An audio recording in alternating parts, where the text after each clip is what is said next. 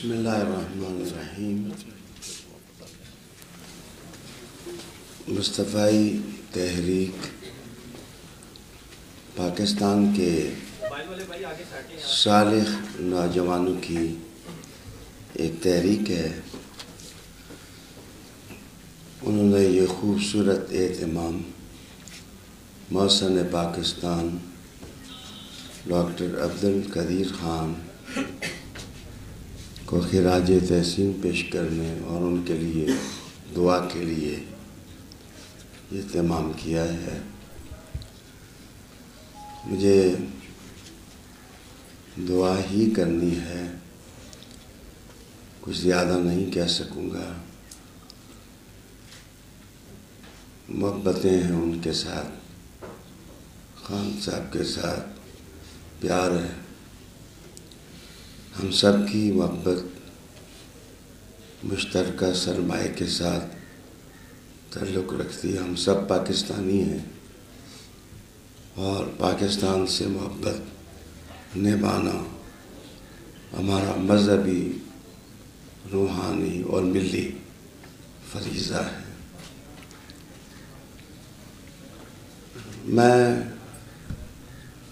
اپنی بات یہاں سے شروع کروں گا۔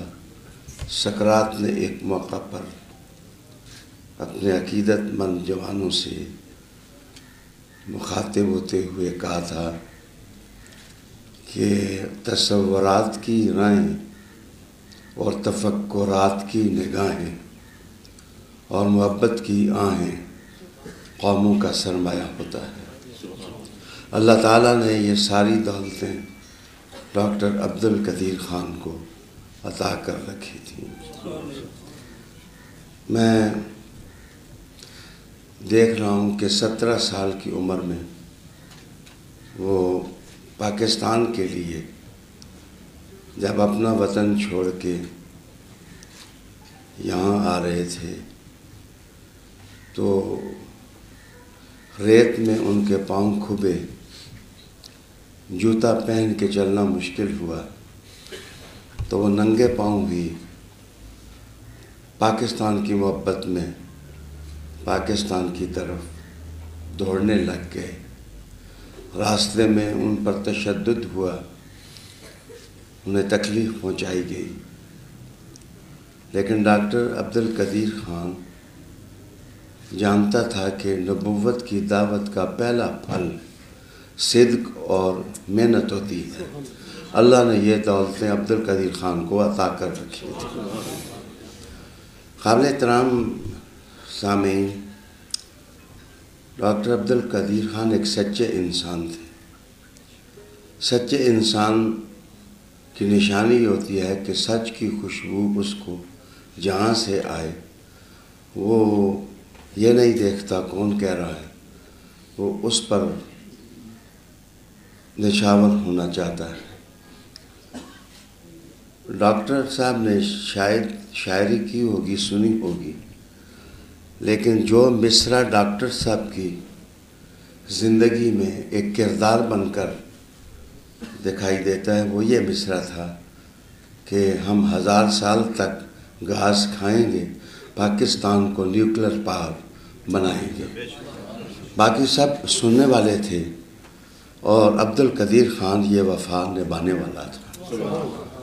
اللہ نے یہ سعادت عبدالقدیر خان کو عطا کی، اور درخت ہزاروں لوگ لگاتے ہیں لیکن ہر درخت پر پھل نہیں آتا۔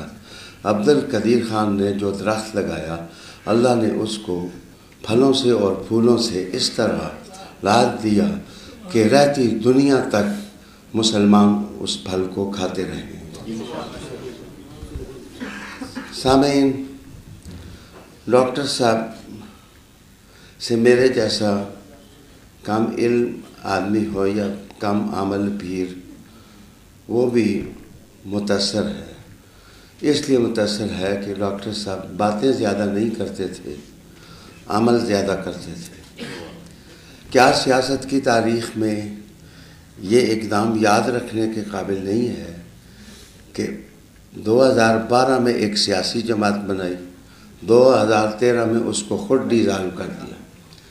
میرے خیال میں گھروندے سینکڑوں لوگ بناتے ہیں، لیکن جس وقت کوئی چیز امپاسبل دکھائی دے تو اپنے ہی انگلیوں سے بنائے ہوا گھر خود توڑ دینا، یہ عبد القدیر خان کا درس ہے جو اس نے بڑی صداقت کے ساتھ اپنی قوم اور اپنی ملت کو دیا۔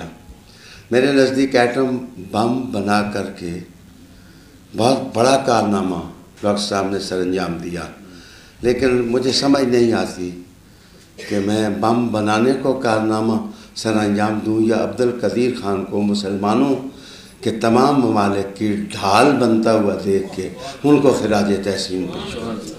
میرے نزدیک بم بنانا بہت عظمت والی بات ہے، لیکن ڈھال بن جانا، عبد القدیر خان صرف پاکستان کی ڈھال نہیں، جہاں جہاں مسلمانی کا نظام جھنڈا بن کر لہرائے گا اس لہرار کے اندر نسیم مدینہ عبد القدیر خان کی صورت میں نظر آتی ہے۔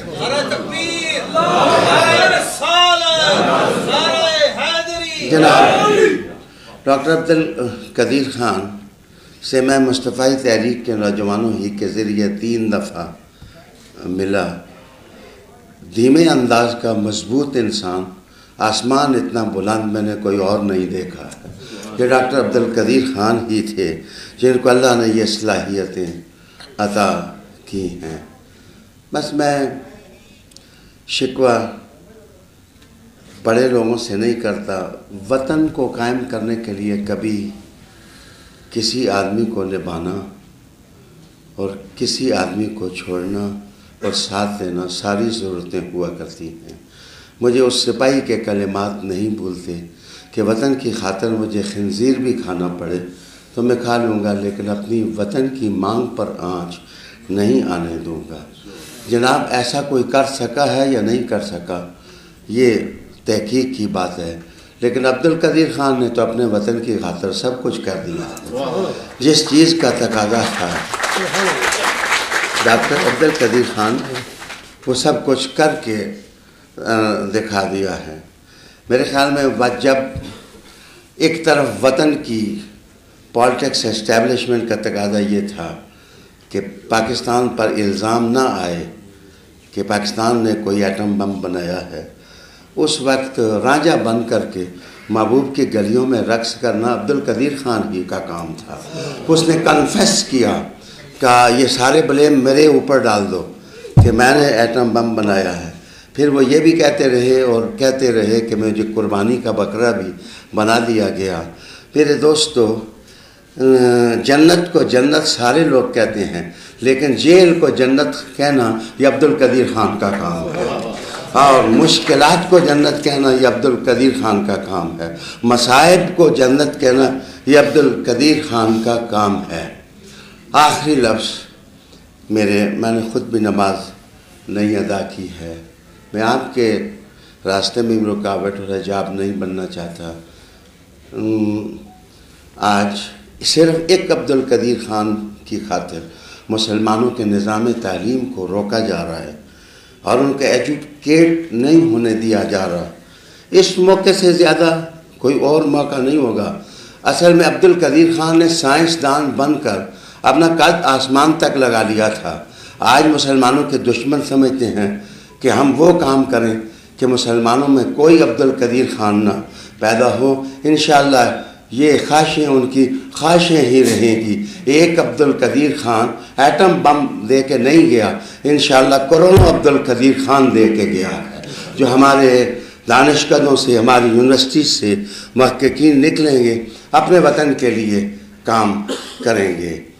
میں نے ایک موقع پر جب کڈنی سینٹر کا افتتاح ڈاکٹر صاحب کرنے کے لیے ایبٹ آباد گئے تھے تو میں نے کہا تھا کہ اللہ آپ کو لمبی زندگی دے کہ اب ایٹم بم کا تنور بھڑکانا تو آپ نے مسلمانوں کی آنکھ میں آنکھ ڈال کر یہ تحفہ دے دیا، کاش کہ اللہ اس ایٹم بم کے تنور کو بجھانے کا سہرا بھی عبد القدیر خان کو عطا کر دے۔ انشاءاللہ سائنس اور ٹیکنالوجی ترقی کرے گی تو یہ سارے مراحل طے ہو جائیں گے۔ آپ ڈاکٹر عبد القدیر خان کو یہ نہ سمجھیں کہ ڈاکٹر عبد القدیر خان کہ جنازے میں کوئی نہیں آیا یا اس کے 40ویں میں کوئی نہیں آیا، ان کی بیٹی بیٹھی ہیں، ان کے عقیدت مند بیٹھے ہیں۔ کئی منصور ایسے ہوتے ہیں کہ جن کو آگ لگا دی جاتی ہے لیکن ان کے جسم کا پرزہ پرزہ ان الحق کہہ رہا ہوتا ہے، اور ان کا مشن، ان کا مقصد کبھی دابا نہیں جا سکتا، کبھی اس کو مسخر نہیں کیا جا سکتا۔ خوش رہو مصطفی تحریک کی دعوت پر آنے والے صحافیوں، عبدالقدیر خان کے کارنامے پاکستان کے کارنامے ہیں، پاکستان کی عظمت ہے، پاکستان کی بقا میں مسلمانوں کی بقا کا راز مضمر ہے۔